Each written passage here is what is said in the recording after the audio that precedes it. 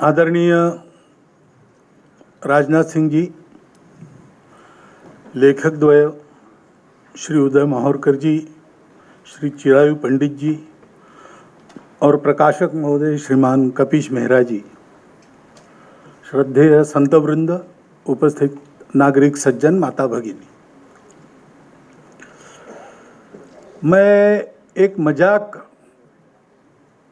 कर सकता हूं आज कि राजनाथ जी को जल्दी जाना है, तैयारी का समय उनके पास नहीं था, तो मैंने मेरे मुद्दे उनको दे दिए बोलने के लिए। उनकी अनुमति लेकर मैं मजाक कर रहा हूं। परंतु सावरकर जी के बारे में वास्तव में सही जानकारी का आज के भारत में अभाव एक समस्या है। जैसा मैंने कहा था माहौरकर जी को कि आपने धनंजय कीर जी की पुस्तक लिखी क्या, वो एक ऑथेंटिक किताब है, वेल रिसर्च किताब है। उस समय वो एक ही थी और आज दो हो गई है। विक्रम संपत जी ने 2 वॉल्यूम लिखे हैं, ये तीसरी है। तीनों का ढंग अलग अलग है। धनंजय कीर साहब की किताब ये चरित्र है, विक्रम संपत जी की किताब सावरकर जी के सभी बातों पर कमेंट्री है। लेकिन मैं दोनों लेखकों का अभिनंदन करना चाहूँगा कि आज के समय में सावरकर जी के जिन बातों की आवश्यकता सबसे अधिक अपने देश को है, उसको एक सारांश के रूप में, लेकिन with scholarly rigour and research, ऐसा इस पुस्तक में दिया गया है। तो ये तीनों पुस्तकें जिनको सावरकर जी का अध्ययन करना है, उनको एक कंपलसरी रीडिंग के नाते और देखना पड़ेगा इनको, क्योंकि जैसा बताया गया बार बार कि सावरकर जी को बदनाम करने की मुहिम चली और सावरकर जी सामने थे। हिंदुत्व का विचार आज बोलने वाले लोग, उस समय बोलने वाले लोग, वो सामने थे, संघ सामने था। इनके बदनामी की मुहिम चली है, स्वतंत्रता के बाद बहुत तेजी से चली है। लेकिन असली लक्ष्य क्या है? असली लक्ष्य इनके पीछे, यानी हमारे पी परमेश्वरन जी थे, उनका एक लेख आगे आज ही मैंने पढ़ा, हमारे प्रफुल्ल जी ने मुझे दिया, तो उन्होंने इसी विषय पर लिखा है कि आज संघ और सावरकर पर बड़ी टीका टिप्पणी हो रही, लेकिन असली लक्ष्य दूसरा है। इसके बाद होंगे, नंबर लगेगा स्वामी विवेकानंद, स्वामी दयानंद सरस्वती, योगी अरविंद, इनका लगेगा।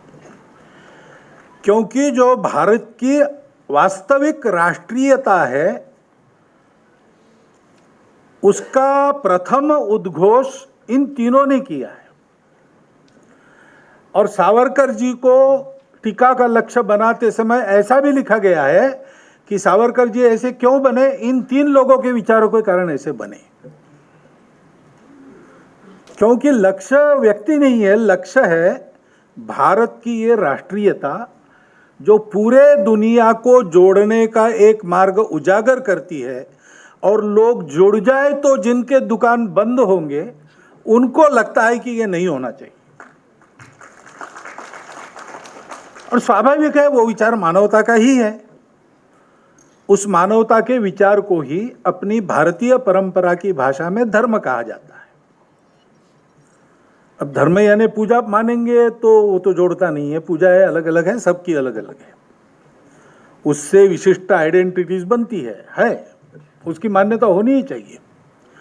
लेकिन भारतीय भाषा के परंपरा के अर्थ में धर्म का शब्द वो नहीं है, जोड़ने वाला, ऊपर उठाने वाला, बिखरने न देने वाला, इहलोक और परलोक दोनों में सुख दे सकने वाला, प्रथम मध्य और अंत तीनों जगह आनंदमय और प्रत्येक के स्वभाव का ध्यान रखते हुए उसके कर्तव्य का निर्धारण कर देने वाला शाश्वत तत्व धर्म है, सर्वदूर चलता है, अब ये विद्वानों की बात हो गई। अगर आज की भाषा में समझाना है तो हमको यही कहना पड़ेगा कि मानवता या संपूर्ण विश्व की एकता। सावरकर जी ने उसका ही प्रतिपादन किया। उसको एक अलग शब्द हिंदुत्व दे के प्रतिपादित क्यों किया गया? उसके पहले नहीं हुआ था। या हिंदुत्व शब्द का उपयोग करते तो भी किसी को ऐसा नहीं लगता था कि कोई अलग बात हो गई। सर सैयद अहमद खां के बारे में कहा गया कि बात तो ठीक ही है, पाकिस्तान की कल्पना का मुस्लिम असंतोष के जनक उनको कहा जाता है। लेकिन उसके पहले की बात है, जब वो बैरिस्टर बने, लाहौर में आर्य सभा के द्वारा उनका अभिनंदन हुआ। भाषण उपलब्ध है, वहाँ वक्ता ने परिचय दिया, उनका परिचयकर्ता ने, और उन्होंने कहा कि ये हिंदुओं में बहुत बैरिस्टर हो गए हैं, मुसलमानों में ये पहले है, इसलिए इनका अभिनंदन किया जा रहा है। तो उस पर उन्होंने जो भाषण किया, उन्होंने कहा कि मुझे बड़ा दुख हुआ कि हमारे लिए एक अलग शब्द का प्रयोग किया गया। वो हमारी पूजा का निर्देश करने वाला शब्द है, लेकिन इस्लाम से हमने पूजा ली तो क्या हुआ? हम भारत माता के पुत्र नहीं है क्या? हमको आप हिंदू नहीं मानते हैं क्या? भारतीय जनमानस की ये स्थिति थी, लेकिन कट्टरपन की हवाएं चली, और इतिहास में ये पहली बार नहीं हुआ है। इतिहास में जब दारा शिकोह हुए, अकबर हुए, तो उसके बाद औरंगजेब भी हुआ जिसने चक्का उल्टा घुमाया। इसलिए जब मावरकर जी कहते हैं कि उनका नाम नहीं होना चाहिए, दारा शिकोह का होना चाहिए, तो मैं उनका 100% समर्थन करता हूं। हमारे यहाँ हाकिम खान सूरी भी हो गए, इब्राहिम खान गारदी भी हो गए, हसन खान मेवाती भी हो गए। सेना के वीरों में सबके नाम है। अशफाक उल्लाह खान जैसे क्रांतिकारी हो गए। सुनता हूं कि जब उनको पूछा गया एक बार कि आपकी इच्छा क्या होगी मरते समय, तो उन्होंने कहा कि मैं मुसलमान हूं, इसलिए पुनर्जन्म में विश्वास नहीं करता हूं, लेकिन मेरे परम मित्र राम बिस्मिल है, वो विश्वास करते हैं। अगर उनकी बात सही है तो खुदा जरूर मुझे पूछेगा कि अगला जन्म कहाँ लेना है, तो मैं कहूँगा भारत में ही। ऐसे नाम बहुत है हमारे पास, उनके नाम गूंजने चाहिए, उनके नाम दिए जाने चाहिए। अभी मैं जम्मू कश्मीर से आया तो वहाँ पता चला कि ऐसे शहीदों के नाम वहाँ के स्कूलों को देने की एक योजना चली है। बहुत अच्छी बात होगी, क्योंकि हमारे आदर्श वो है। हमारी पूजाएं अलग हो सकती है, परंतु पूजा हुई तो क्या हुआ? हमारे पूर्वज तो वही है, वो तो नहीं बदल सकते हम। मातृभूमि हम नहीं बदल सकते। जो भारत का है उसकी सुरक्षा प्रतिष्ठा भारत के ही साथ जुड़ी है। विभाजन के बाद भारत से स्थलांतर करके पाकिस्तान में गए मुसलमानों की प्रतिष्ठा पाकिस्तान में भी नहीं है, क्योंकि जो भारत का है वो भारत का ही है, वो बदल नहीं सकता।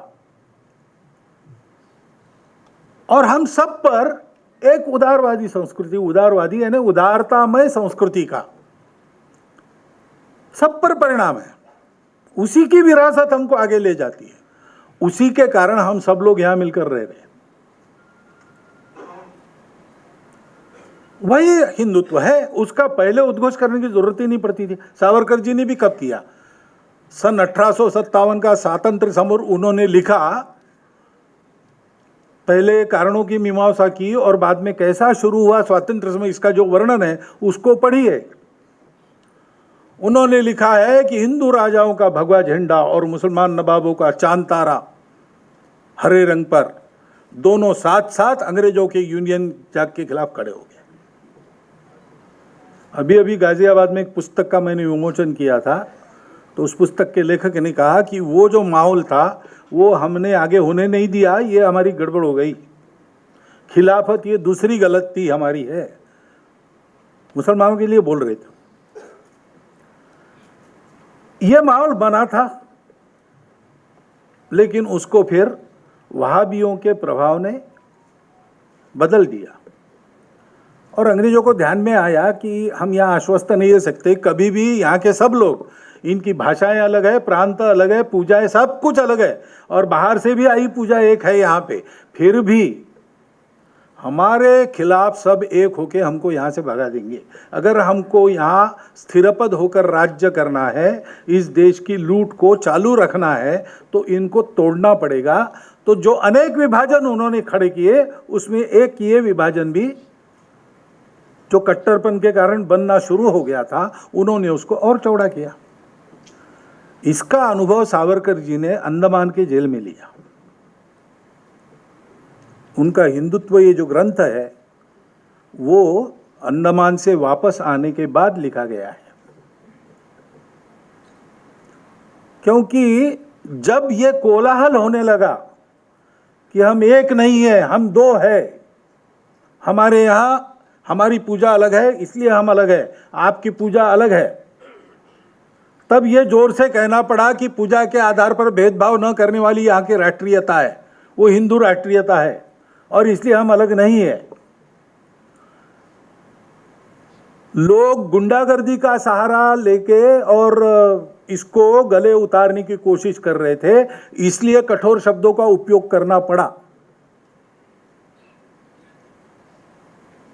सावरकर जी द्वेष्टा नहीं थे, लेकिन परिस्थितियां ऐसी थी, तो जिस भाषा में जो बात समझ में आती है उस भाषा में उसको बोलना पड़ता है।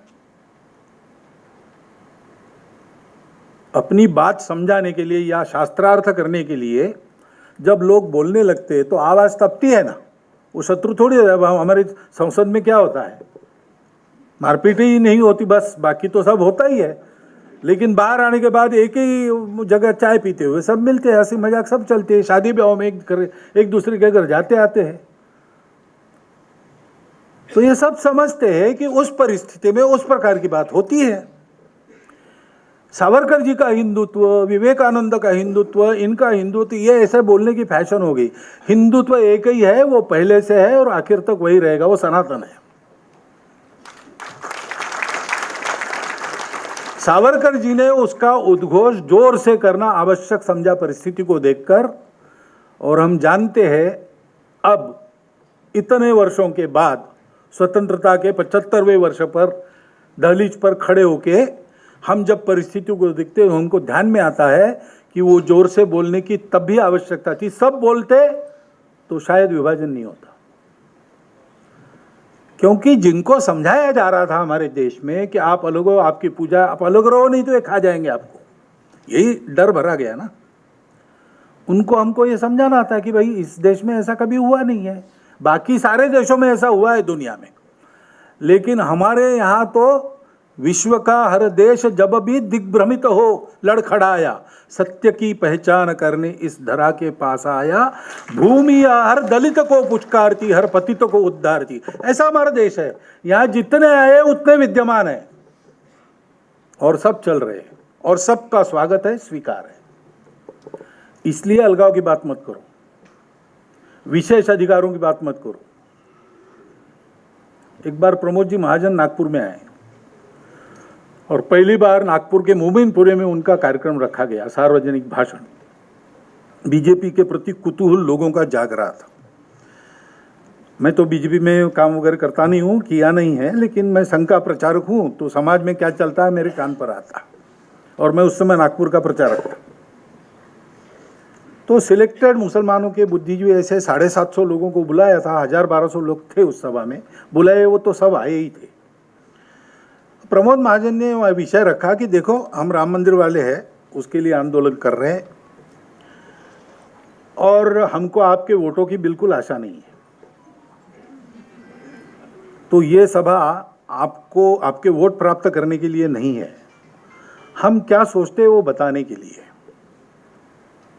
हम आपको वोटर के नाते देखते ही नहीं, हम आपको अपने देश के एक नागरिक, हमारे भाई के नाते देखते हैं, और इसलिए हम अपेक्षा करते हैं कि सूखी रोटी हम खा रहे तो हम आधी आपको देंगे, आधा आधा बांटकर खाएंगे। हम ये भी कहते हैं कि हम सूखी खाएंगे और आपको जलेबी देंगे, ये होगा नहीं, और आप खाने में हिस्सेदार जरूर हो, कोई आपका हिस्सा नकार नहीं सकता, वैसे आप कर्तव्य के भी भागीदार हो, उसका हिस्सा आप नहीं नकार सकते। इसको आपको मानना है तो मानो, बाकी लोग आपको वोटर खुशामद करके पीठ में छुरा भूखने वाले लोग हैं।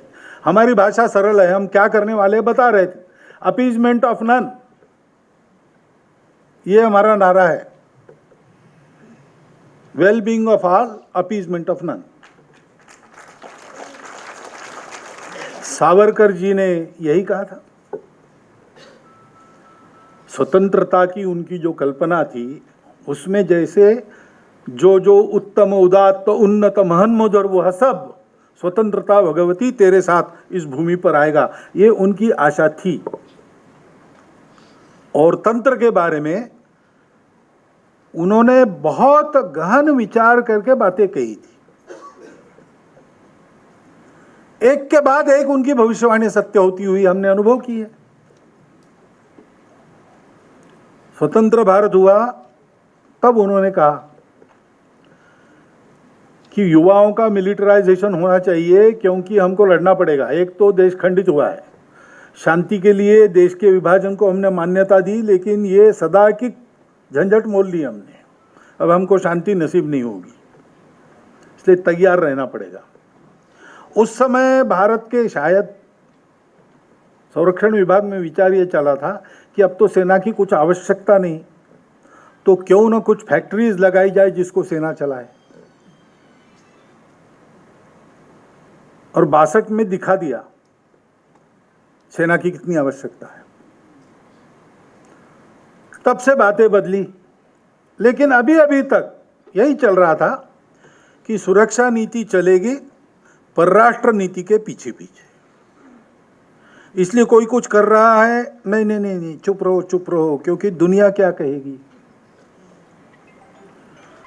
अब 14 के बाद पहली बार अनुभव आ रहा है कि परराष्ट्र नीति सुरक्षा के पीछे पीछे चलती है। तो अगर लोगों को लगता है कि ये सावरकर जी का युग आ रहा है, तो इसमें कोई गलत बात नहीं है, क्योंकि ये देशभक्ति का युग है, ये अपने राष्ट्रीयता के गौरव और असली पहचान का युग है।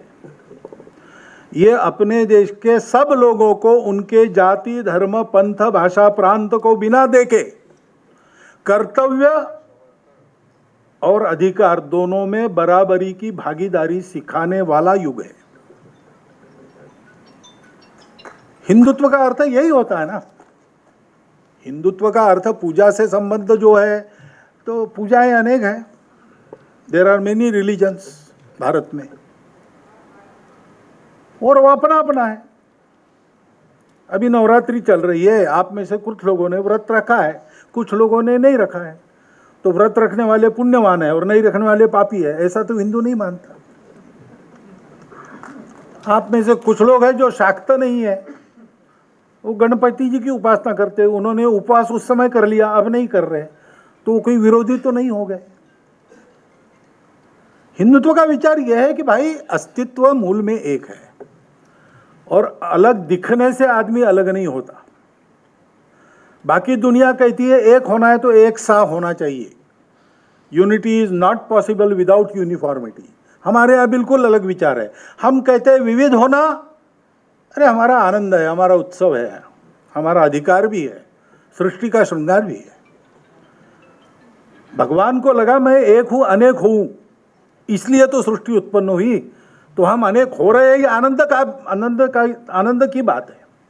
लेकिन हम विशिष्ट है, विविध है, अनेक है, इसका मतलब हम अलग है, ये बिल्कुल नहीं होता। एग्जिस्टेंस इज वन, केवल मानव नहीं, चराचर सृष्टि, जो विज्ञान भी आज सिद्ध करता है।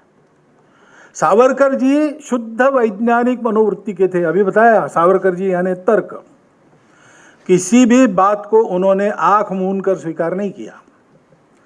प्रत्यक्ष अनुभव के धरातल पर और बुद्धि के तर्क के आधार पर जो सत्य उनको प्रतीत हुआ, उन्होंने बेबाक कहा, परिणामों की चिंता नहीं की। मेरा क्या होगा इसकी बिल्कुल चिंता नहीं की। उनका जीवन तो मेरा क्या होगा इस थीम पर चलने वाला जीवन था ही नहीं। स्कूल में पढ़ते समय उन्होंने प्रतिज्ञा की थी कि देश की स्वतंत्रता के लिए सर्वस्व समर्पण करके मैं जीवन जीऊंगा। तो उन्होंने कहा है उनकी उस कविता में, जिसको चिरायु जी ने उद्धृत किया, दीप्तानलात निज मातृ विमोचनार्थ हा स्वार्थ जाळूनी आम्ही ठरलो कृतार्थ। मातृभूमि के मुक्ति का ये जो प्रज्वलित अग्नि है, उसमें हमने स्वार्थ को जला दिया और कृतार्थ हो गए, और इसका कोई पश्चाताप नहीं। मेरा बड़ा भाई वो जेल में है, उसकी तुम्हारे वेदी पर बलि चढ़ रही है। छोटा, मैं स्वयं भुगत रहा हूं, छोटा भाई भी कारावास में है, लेकिन ये क्या है, हम अगर 7 भाई होते तो सब तुम्हारे ही ठंडेल पर हम बलि देते। उस कविता का नाम है मृत्यु पत्र। अंडमान से उन्होंने अपने भाभी को भेजा, वापस आएंगे कि नहीं आएंगे पता नहीं, तो पत्र लिखते थे और प्रतिभाशाली थे, ओजस्वी कविता। तो वो कविता उन्होंने लिखी, उसमें सब विचार ऐसे ही है।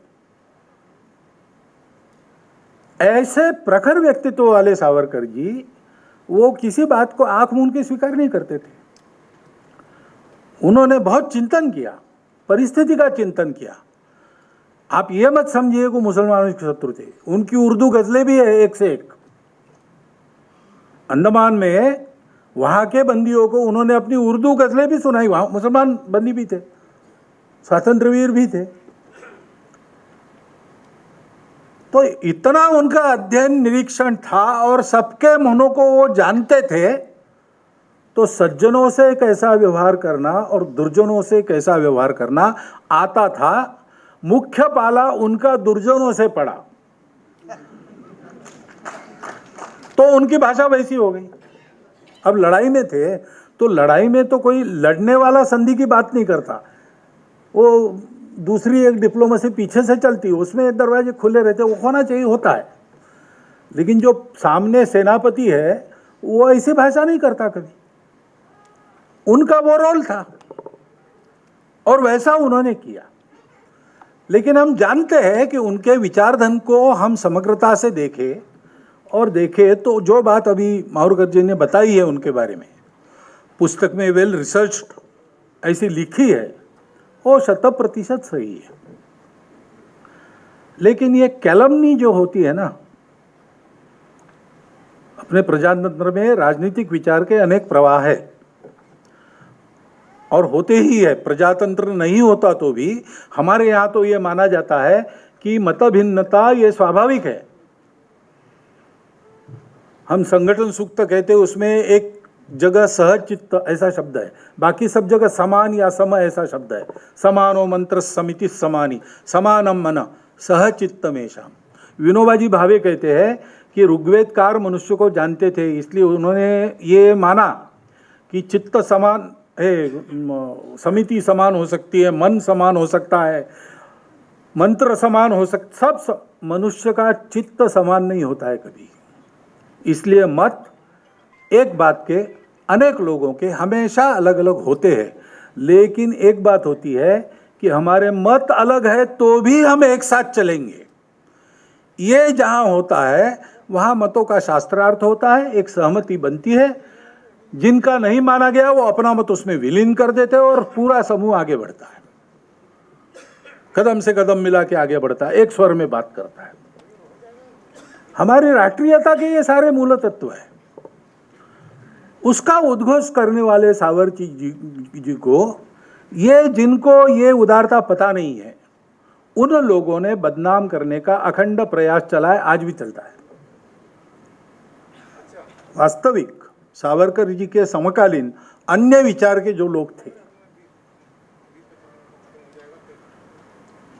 उस समय के लोग एकदम गहरे और ऊंचे लोग हैं। उनके मतभेद स्वाभाविक मतभेद है।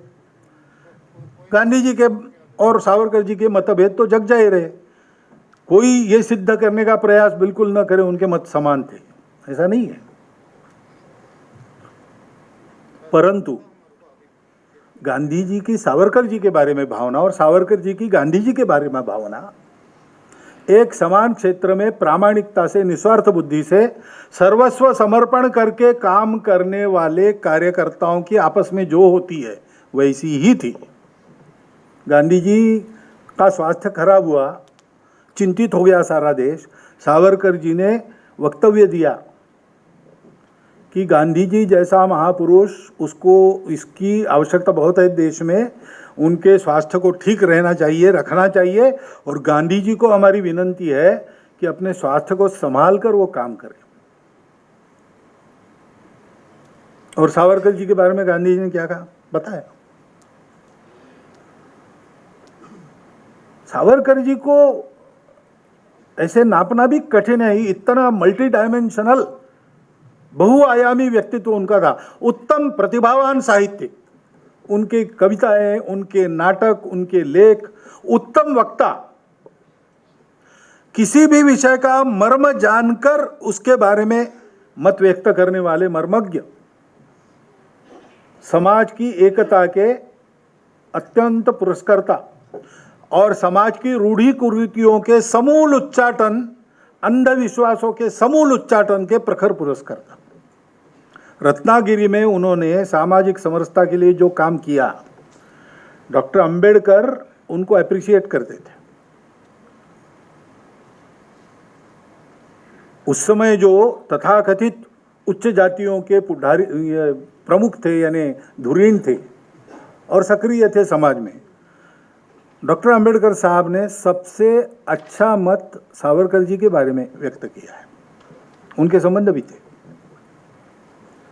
ऐसे व्यक्तित्व को, यानी क्षुद्र दृष्टि रही, क्षुद्र बुद्धि रही तो क्या कहना, वो तो किसी को भी नीचे उतारने में। कवि ने पूछा, भाई लक्ष्मी जी कमल में निवास करती है और शंकर जी तो वह बर्फ में जाके बैठ गए कैलाश पर, और ये तो सागर में छुप गए विष्णु जी, ये क्या बात है, क्या हुआ। तो बड़ा कोई व्यक्ति होता तो कोई कल्पना सजाता, लेकिन एक क्षुद्र व्यक्ति मिला उसको, उसने कहा खटमल हुए होंगे घर में। अब आदमी की बुद्धि छोटी है तो क्या करेगा। ऐसा लोगों ने सावरकर जी के बारे में और कई प्रकार की निंदाएं प्रचारित की। वो तो यानी मुझे तो दखल पात्र भी लगती नहीं। मैं गुस्सा तो आपके जितना ही आता है मुझे, लेकिन मैं चिंतित नहीं होता। सावरकर जी के व्यक्तित्व के प्रकाश को ढकने के लिए वो अत्यंत ही तुच्छ है। वो सारा निंदा का तमस विदीर्ण करके सावरकर जी के विचारों का प्रकाश हम तक तो पहुंच ही रहा है। आज 75 वर्ष हमने सब प्रकार के अनुभव लिए, उसके बाद आज लगता है लोगों को कि बात तो सही है। ये अगर उस समय लगती, उस समय फिर हिंदू समाज कहता कि भाई आप लोग क्यों अलग, आप हमारे हो, आप हमारे भाई हो, कर्तव्य में आपका भी हिस्सा है और जो मिलेगा उसमें भी आपका हिस्सा है, बराबरी से चलो, you are not a minority. अभी हमारे उन्होंने फारूक खान साहब ने उन्होंने कह दिया कि माइनॉरिटी मेजॉरिटी डिवीजन की आवश्यकता नहीं। संविधान सभा के समय भी कुछ मुसलमान सदस्यों ने यह मत व्यक्त किया था। ये भेद हम क्यों करते भाई, हम एक देश के जाए, एक देश के उपजे, हम परस्पर भाई है। पूजा अलग होना हमारे देश की परंपरा है, भाषाएं अलग होना हमारे देश की परंपरा है। ये सारी बातें अलग होने के बाद भी हम एक देश के लिए लड़ते रहे। रावण का खतरा राम के राज्य पर नहीं था, बीच में बहुत बड़ा दंडकारण्य था, लेकिन अयोध्या का राजकुमार चलकर दक्षिण में करके रावण का विध्वंस करके क्यों आया? क्योंकि इस देश की भूमि, इस देश की संस्कृति, इस देश का जन, इसकी सुरक्षा उसका काम था। क्यों चाणक्य वहां से तक्षशिला से वापस आकर चंद्रगुप्त को ले गया, उसको खड़ा करके, और उसने यवन के आक्रमणों का प्रतिकार करवाया मगध के साम्राज्य से। ये उद्योग करने की आवश्यकता क्या थी? क्योंकि सारा देश एक है भाई। शिवाजी महाराज ने औरंगजेब को पत्र लिखा, काशी का मंदिर टूटा तब, कि हिंदू मुसलमान दोनों को भगवान ने उत्पन्न किया है, इसलिए प्रत्येक राजा का कर्तव्य है दोनों को समान आंख से देखकर उनके साथ व्यवहार करे। तुम अत्याचार कर रहे हो, सावधान, तुम अगर ऐसे ही चलते रहोगे तो मेरी तलवार लेकर मुझे उत्तर में आना पड़ेगा। क्यों? शिवाजी महाराज का राज्य आज के महाराष्ट्र के 2-3 जिलों तक ही सीमित था। काशी की चिंता क्यों की? क्योंकि सारा देश एक है, अनेक भाषा है, अनेक पंथ है, सब कुछ है, लेकिन हम सब लोग एक भारत माता के सपूत है, एक संस्कृति की विरासतदार है जो सारे विश्व को साथ में चलना सिखाती है। उसकी आज दुनिया को आवश्यकता है, दुनिया को उसको देने का काम भारत को करना है। वो करने के लिए भारत समर्थ हो, इसको समझने वाला हिंदू समाज सशक्त हो, क्योंकि सत्य के पीछे शक्ति नहीं है तो दुनिया उसको नहीं मानती, और शक्ति के पीछे शील नहीं है तो वो उन्मत्त होती है।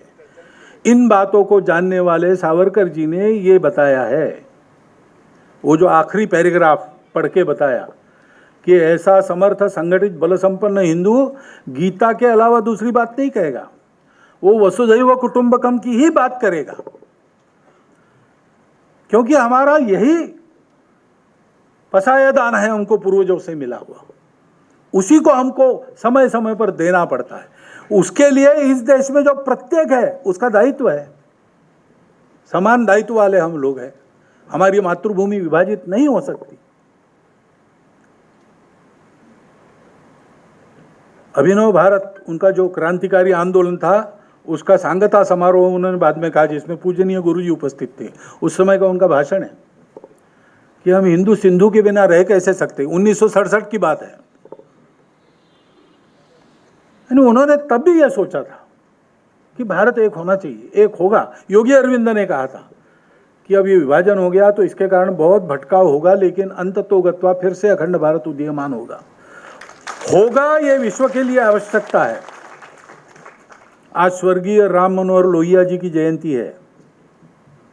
वो भी अखंड भारत का स्वप्न देखने वालों में एक थे।